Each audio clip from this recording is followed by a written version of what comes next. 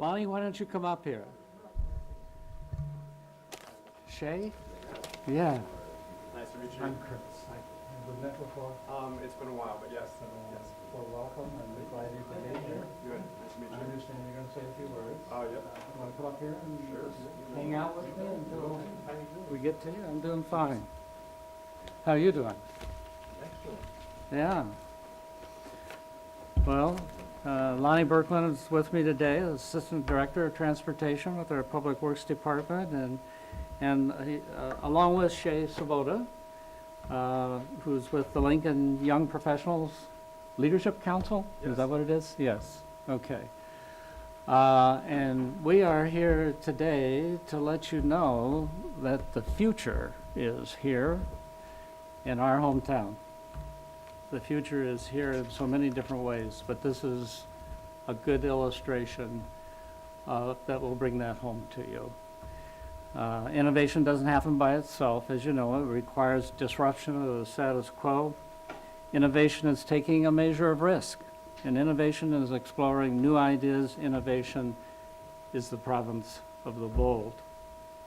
Today, the City of Lincoln's embrace of innovation, of a bold new idea for transportation that will forever alter the way we move people in our community, is being rewarded. On Wednesday, Bloomberg Philanthropies named Lincoln as a champion city as part of the Mayor's Challenge. The Mayor's Challenge is an initiative to help city leaders think about the future and refine innovation. And when success is achieved, a model is developed to share with other communities so they can tackle the same tough problems. Lincoln was selected by the philanthropy for our plan to establish a first-of-its-kind autonomous shuttle in the United States. In 2019, 4 driverless shuttles could be moving visitors to the Pinnacle Bank Arena, could be moving students to their classes at the University of Nebraska, and could be moving workers to their places of employment. These driverless shuttles will cover a 2.6-mile loop in the downtown, connecting the city's major landmarks and businesses, entertainment, and the university itself. The service is envisioned to not only serve over 20 fixed points, but to also operate as an on-demand service. Riders will be able to summon the driverless shuttles using a smartphone or at kiosks that will be established along the loop.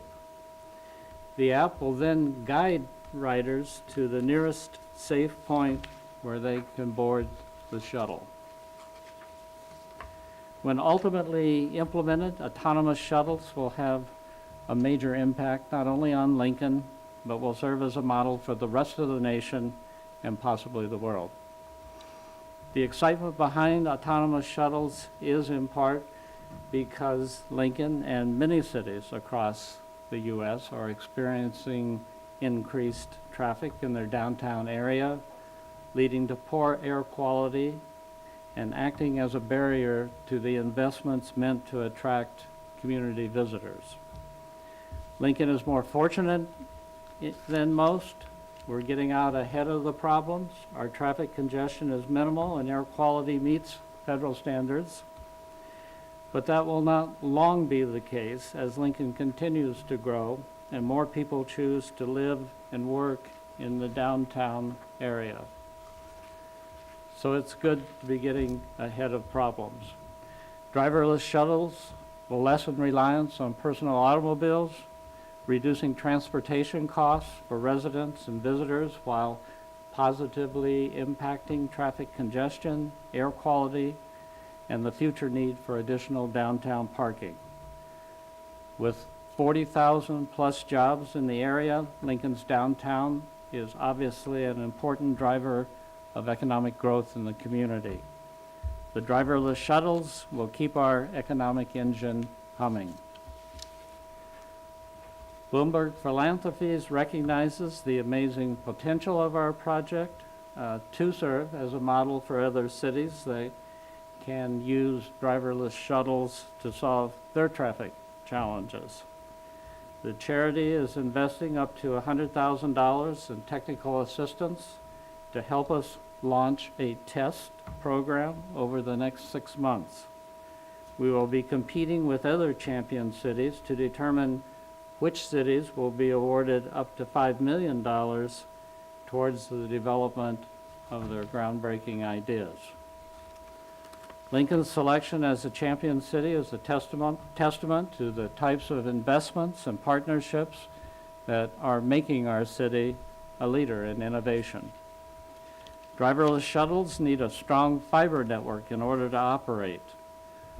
Our earlier decision to install underground fiber conduit in the downtown area led to the creation of the Lincoln Broadband Project. That has dramatically altered broadband service in Lincoln, increasing speed and lowering costs. The Lincoln Broadband Project is the cornerstone of Greenlight Lincoln, the city's effort to implement smart solutions and upgrade our traffic infrastructure.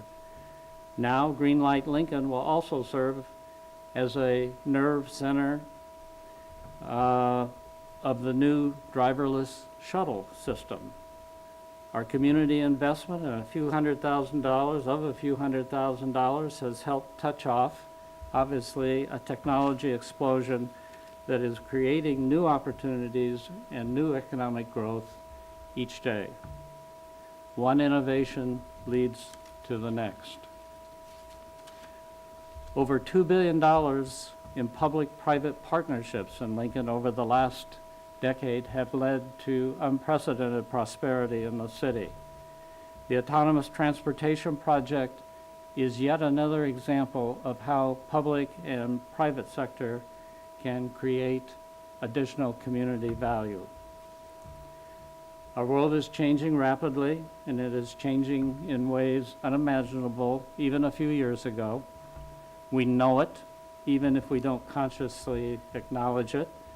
Every time we text, every time we check out the latest tweet or order a pizza online, we acknowledge the reality that the processes by which we live are being permanently altered. Our success as a society in this new environment depends on our ability to create and to react and to innovate. Lincoln's Autonomous Shuttle Project will keep our community on the cutting edge, attracting new talent to the city and serving as a gateway to Lincoln's thriving tech community. This is a big win for Lincoln's future. I want to take just a second to thank State Senator Anna Wishart, who introduced and prioritized the legislation for the autonomous shuttles to operate. I also want to thank Senators Matt Hansen and Suzanne Geist for their support of the legislation. Thanks to their leadership, we anticipate being able to test the shuttles on public streets soon after the legislature passes the necessary legislation. I also want to say I appreciate working with our city's bus drivers and operators, the people of the Amalgamated Transportation Union. They recognized how the driverless shuttle can help grow and strengthen StarTran, and they gave us their support. The Lincoln Chamber of Commerce has also been a great ally in this project, and I thank them for their contributions as well. I also want to finally recognize the Nebraska Department of Transportation Deputy Director of Technology and Strategic Planning, Steve Ingracia. Did I pronounce it right? Ingracia, I beg your pardon.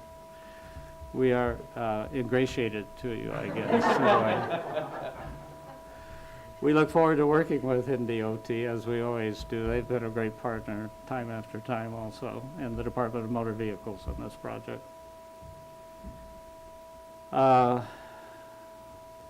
Lonnie, are you ready to talk a little bit more about this? Sure. All right. More details. Come on over here.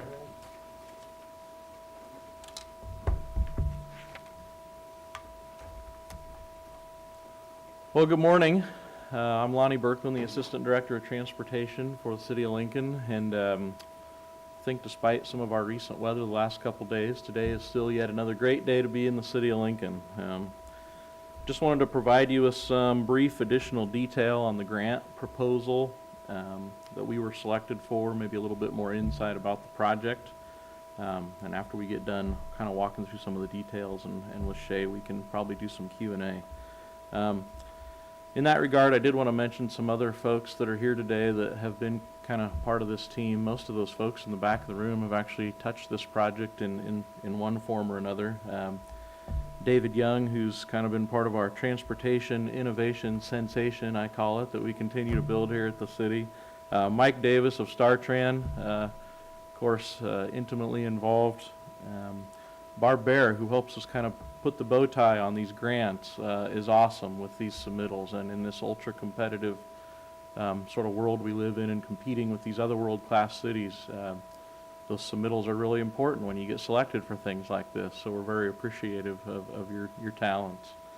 Ben Pierce, some of our partners at HDR, and I'll touch on our technology vision report in just a second. I see Eric Gerard back there as well, and I don't want to leave out our Public Works Director, Miss Mickey Esposito. She kind of allows us to think big and entertain some of these things once in a while. She also allows us to work a lot of extra hours when we start to formulate these ideas. But anyway, and then of course Mayor and the administration. These things that we are striving for, you know, in today's day and age, transportation funding. Nobody is handing out money, and it's ultra competitive, and so we need these types of grants.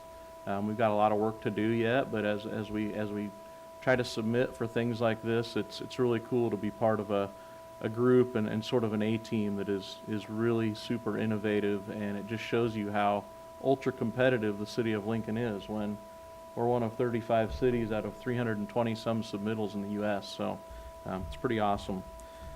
So what is this project about? If you recall, some of you were in this room a while back in kind of late 2016. We submitted on the US DOT Smart City Challenge, and that was kind of the first step that we took to really think about the future of autonomous vehicles and a system like this that would serve our customers in the city of Lincoln. Since that time, there's been a lot of change in the industry and continued growth rapidly. And as such, we've kind of continued to look at ways that we can form our own future vision about this type of technology. We've got a desire to make sure that we're ready and we are future-proofing our systems and our infrastructure. As such, towards the end of 2017 and into the first parts of this year, we did some further evaluation and we put together a technology vision for downtown Lincoln, a more focused area that could leverage autonomous micro shuttles to move people in our downtown core. And just so that everyone knows, this report is up on the StarTran website. I would urge okay, yeah. You can click on that, this multimodal technology vision. It's got a lot of the detail in it, the route and kind of the plan, and we can get into some more of that. But it's a great document, kind of frames the current state of the world in terms of this type of technology and what our vision is. As Mayor mentioned, what we've really identified is a system of electronic shuttles that would provide demand-responsive service along a fixed route with several stops. They would take advantage of existing safe pedestrian waiting areas and will be marked with signs and pavement markings. Riders would summon that with a phone app, a GPS-enabled device. And we've got pilot management software proposed that would deploy these vehicles to minimize wait time and ensure efficient travel. These shuttles are pretty high tech. They've got onboard radar, LiDAR sensors, video cameras, GPS systems, ultrasonic sensors similar to your cars when you back into something, your trash can, which is something I do once in a while, and it'll beep at you. So they're a very safe vehicle. They're going to be traveling at low speeds in the downtown environment. And so one of the things is why we feel it's important to test these vehicles and the technology. We also feel it's just as important to sort of test the impacts of that technology on our transportation system. We want to analyze how this service impacts our on-street parking, our signal infrastructure, some of our new upgrades with Greenlight Lincoln and our controllers in the field, as Mayor alluded to, sign placement and other facilities needs. And so we want to test the impacts on our system in a mixed traffic environment, on public streets. We think some of our engineering and field technician staff are going to gain some valuable insight on sort of the operations and the how-tos of that system. Some of the dynamic short-range communications radios and some of that kind of techie communication infrastructure will be also able to really get our arms around, evaluate, and test. Kind of overall through the deployment of this project, we really hope to gain knowledge about some of the general performance and operations and maintenance, and also citizen acceptance and some ridership data. As part of this grant, we're going to be doing a lot of outreach and kind of stakeholder engagement through this Bloomberg process. No doubt the technology will improve mobility for a broad range of stakeholders, including young, aged, students, visitors, downtown workers, underserved populations. We've heard from the visually impaired and those with accessibility challenges, so we're excited about that. I guess kind of lastly, the Bloomberg Mayor's Challenge application that we've been selected for really begins this 6-month prototype phase. It's a test, learn, and adapt phase. And so what we're really looking at from this point forward with the selection where we're at now as one of those 35 champion cities is digging into that prototype and that test phase. Bloomberg will be providing a coach to us, and basically this will build, we'll be looking at kind of a prototype deployment, and we'll have to submit, with Barb's assistance, a much more detailed grant that's due by August of this year. And so then we get into sort of the kind of ultra competitive range, competing for one of those 4 $1 million prizes, or one sort of grand prize that's $5 million for a next phase of a grant. So we're super excited about it. We know we've got a lot of work to do. We want to step into this carefully and cautiously, but we think it's the right thing to do.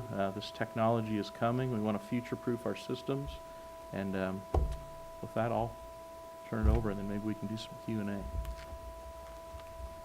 Thank you, Lonnie. Again, Shay is with the Lincoln Young Professional Group Leadership Council. Good morning. My name is Shay Swoboda, and I'm part of the Leadership Council for the Lincoln Young Professionals Group. It's a program out of the Lincoln Chamber of Commerce. Thank you for the opportunity to be part of the press conference and announcement today. I'm very excited to be here. I think this is an amazing opportunity for the city of Lincoln. I can tell you from personal experience that even destinations within very short proximity can seem like a fairly long walk during winter in Nebraska, and this week has reminded us of that. Having another form of public transit to connect places like the state capitol with the University of Nebraska, downtown, and the Haymarket will certainly be a great benefit to those who live, work, and play here in Lincoln. In 2025, it's estimated that 70% of the workforce will be millennials. This technology is the kind of innovation that millennials expect and that the Silicon Prairie is known for. We all know that the people of Lincoln are pioneers in their fields and very competitive in every aspect of life, so it's very inspiring for Lincoln to be recognized in this way at a national level. This is an opportunity for Lincoln to combine technology and transportation in a cutting-edge way and be a pioneer in multimodal innovation. We need to continue to stay on the forefront of technology in Lincoln to attract and retain young talent. So I'm very excited to see this project move forward, and I hope it's extremely successful. It's a great day to live and work in Lincoln. Thank you for having me. All right. Are there questions? So would the prototype be something, is this something that you would buy from a transportation manufacturer and then modify to your needs? Or is it something that you have to completely design on your own and have a custom manufacturing?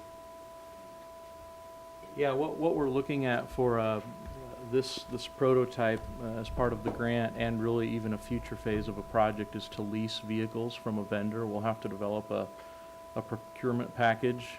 So part of what we'll be starting into now is really kind of honing in a little bit more on a kind of some systems engineering phase, the concept of operations, and kind of looking at overall system architecture, and then actually putting specs together to lease shuttle vehicle.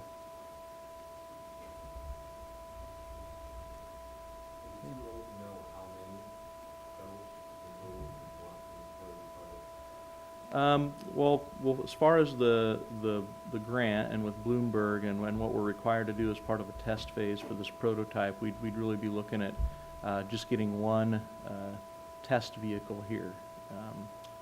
And we would do that probably in an environment not necessarily right in downtown. We've talked about potentially Innovation Campus.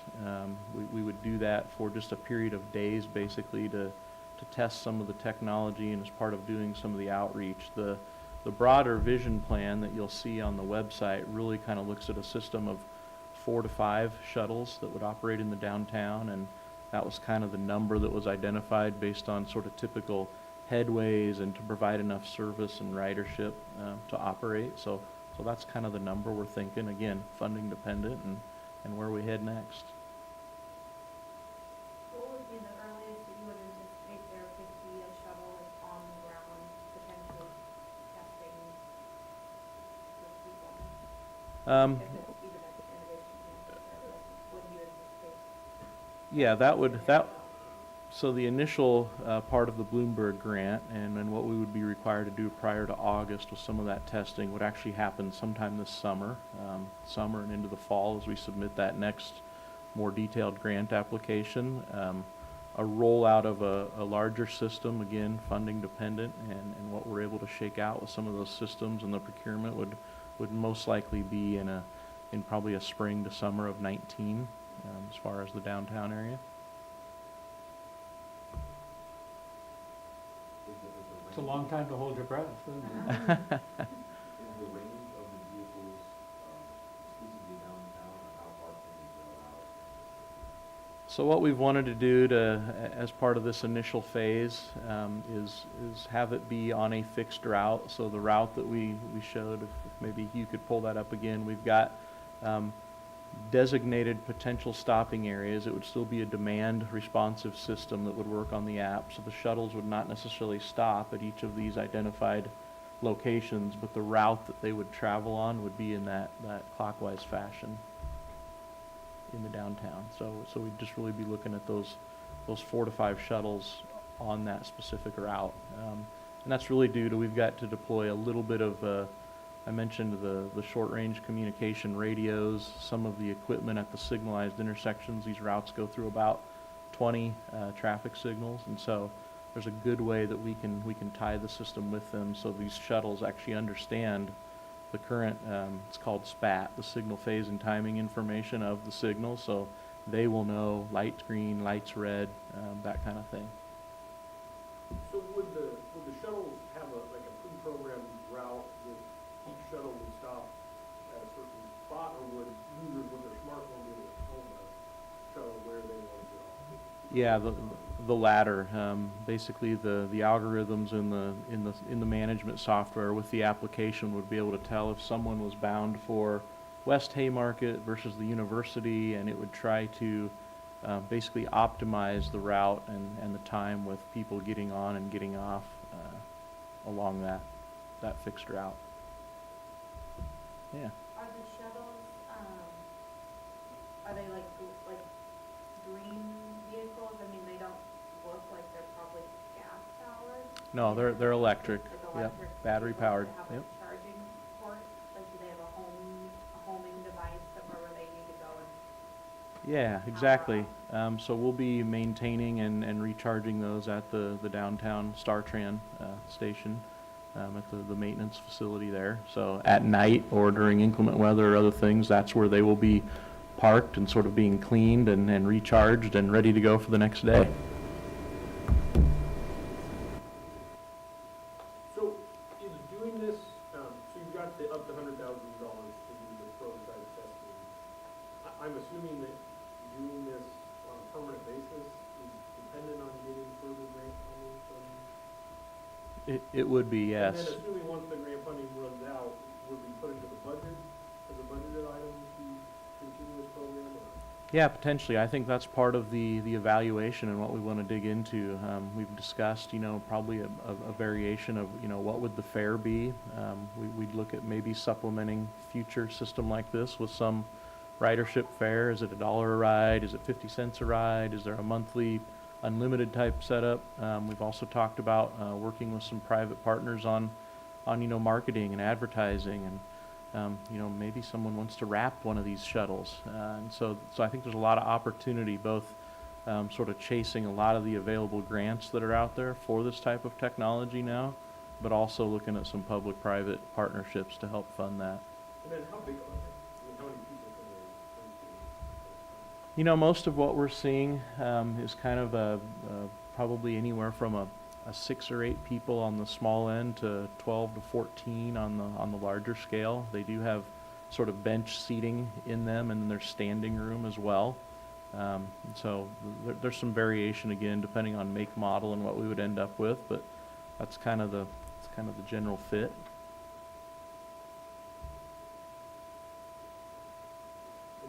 Are you guys already working with a company in touch, or are you gonna do an RFP for? We haven't been putting together any procurement documents yet. That'll be part of this next phase.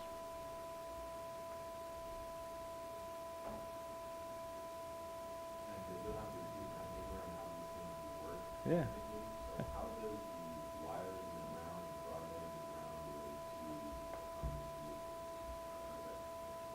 to, Yeah, so the vehicles themselves are pretty standalone, right? With the radar and LiDAR and cameras and all these fancy sensors that they navigate, pavement markings, signing, and the signal information. Really what the good support that our signal system and the broadband infrastructure supplies is that vehicle to infrastructure communication. So our signal systems are connected via fiber optics, and we'll have basically new technology, new radios that we will basically install at the signalized intersection at the traffic signal cabinet locations to talk to these shuttles, but they're also integrated from intersection to integration because they're connected via fiber.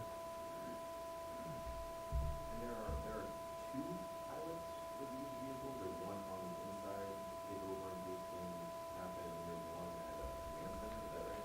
Well, what we've really kind of talked about internally is having an ambassador on board, a StarTran employee, an operator that could potentially help out in if there's a street that's blocked, or basically even to be on board to kind of help educate people, answer questions about this great technology and kind of about the system. And so we'll plan on for the initial deployments having a staff person on board, but also the typical vendor manufacturers also remotely have sort of operations and management of these shuttles from afar, and then we can also kind of do that same type of sort of management and look-see from our traffic management center at the city here. So sort of a 3-pronged approach, I'd say, to providing some oversight.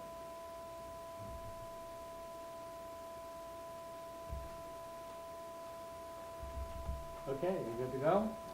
All right, thanks Well, everybody. Spread the good news. Thank you.